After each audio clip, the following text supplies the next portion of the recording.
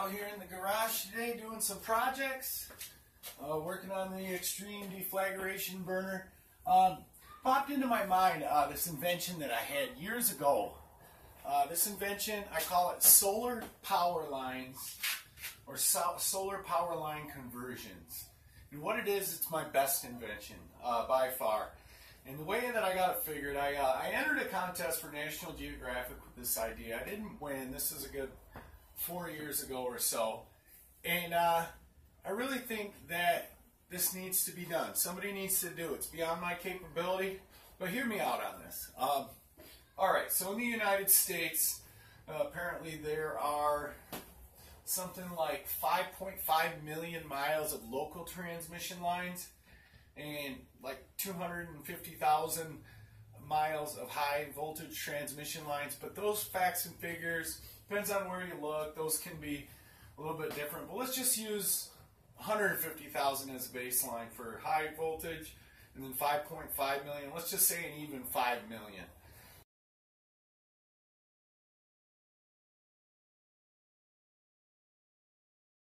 Okay, and they have what are known as flexible solar cells. Flexible solar cells are a new technology. They're just starting to come of age.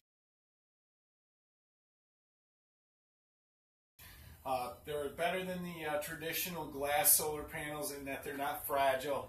They're lighter weight. They're waterproof. They're made to be that because they're for outdoor use. But what I saw is one day I was walking my son, probably about 5 years ago, and I was looking up and I noticed there was this plastic sheeting on the power lines. So I'm out here at the power lines. Just wanted to show you something and talk about an idea I had years ago. Now, I was walking here with my son. I don't know if you can see, but that bottom wire, a little plastic shield, and it just goes all the way down the power lines. And so that's what gave me the idea for this. What it is I call it solar powered power lines. I'll talk more about it here in my garage. And it was folded over, and it was about probably 4 inches down on each side in a V pattern like this. And the idea instantly popped into my mind because I was experimenting with flexible solar cells at that particular time when they just first came out. And I never knew how I was going to make this happen, and I'm not going to make it happen. I don't have the capability.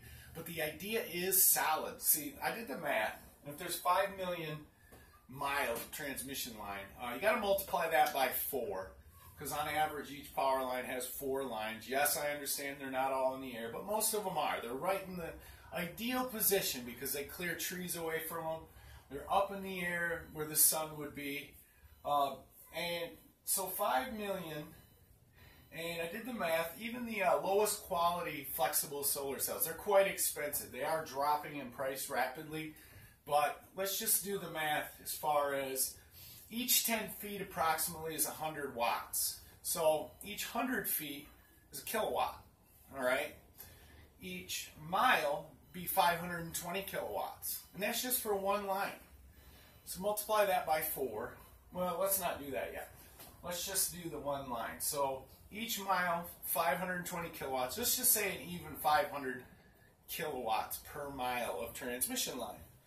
Alright, now if there's 5 million miles, let's multiply 500 kilowatts times 5 million miles, and you do the math. That's an incredible amount of electricity. And now let's multiply that answer by 4. And you come up with somewhere around 10 million megawatts, if my math's correct, which it might not be, but it's something ridiculous like that. That's more than all the power that we use in the United States by far. So this is the solution to the energy crisis. If it was worked out in such a way, you could definitely power the entire country with the grid that's already there. Now the power company would own it, so it would be ideal for them because they could still sell us the electricity at whatever rate to pay for this.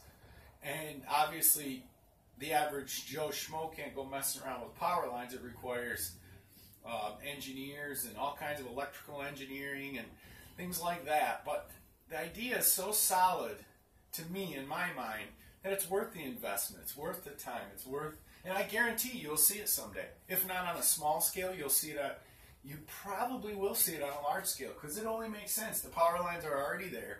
They could be utilized. If you coated the solar cells with a super hydrophobic material, which they have now, I don't know if you're aware of super hydrophobic materials, but dust and dirt and water, debris, bird poop, things like that, slide right off. They can't even contact it, because most super hydrophobic materials are also super oleophobic. Or what that means is they repel oil. So anything that's super oleophobic or super hydrophobic, for example, there's a product on the market called Ultra Everdry. If you haven't ever seen the video for Ultra Everdry, you gotta watch it. Stuff's amazing.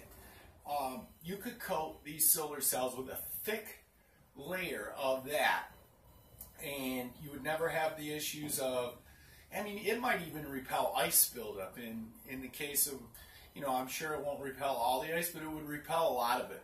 And so you would solve a problem there. The stuff's not heavy. It just makes sense to me. Hear me out. What I'd like you to do is comment, if you could, and tell me what you think about it. I think it's the ultimate idea, and it will solve the world's energy crisis. There's power lines everywhere. They're not utilized for solar. It would eliminate the need for these huge solar farms, wind farms, all these things. If you do the math, there's more power available doing this than there is any other way. And we might as well do it.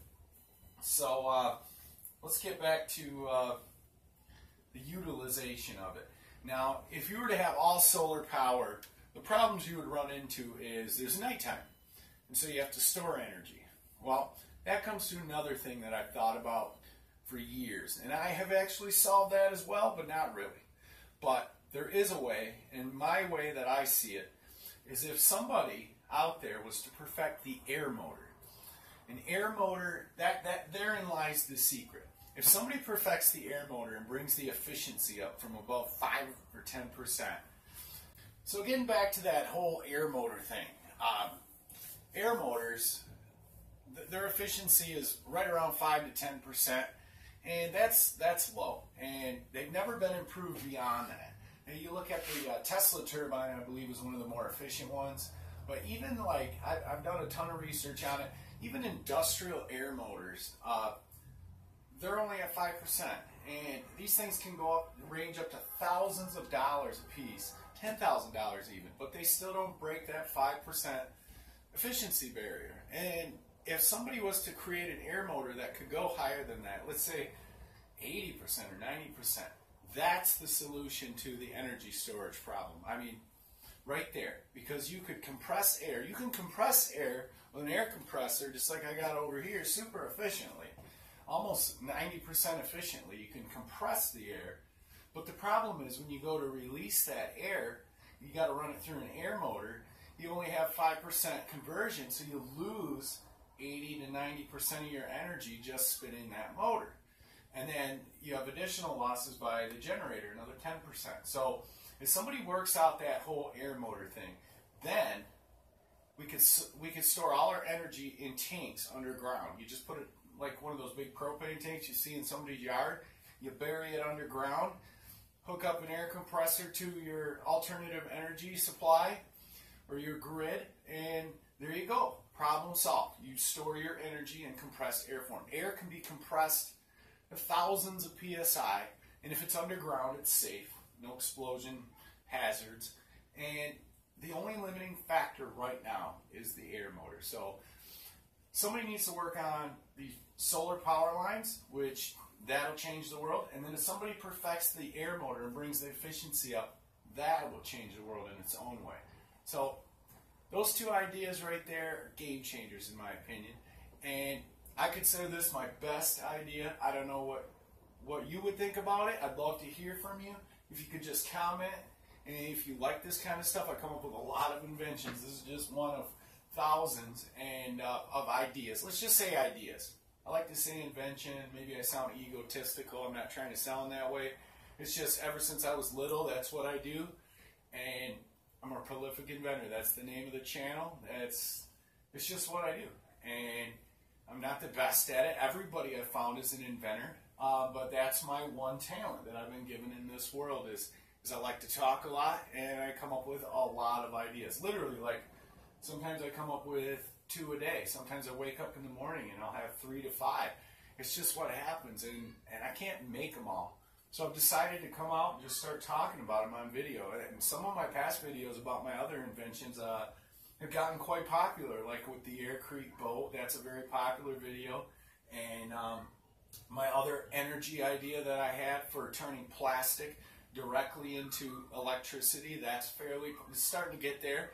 But that is a great idea as well, because yes, I haven't worked on it. It's been quite a while since then, and I probably should, and maybe I will when I get to a more fiscal responsibility and more perhaps investment from somebody.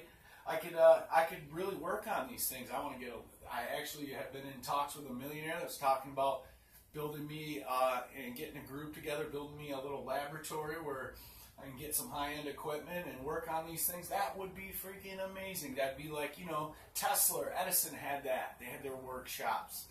And I would love to have something like that.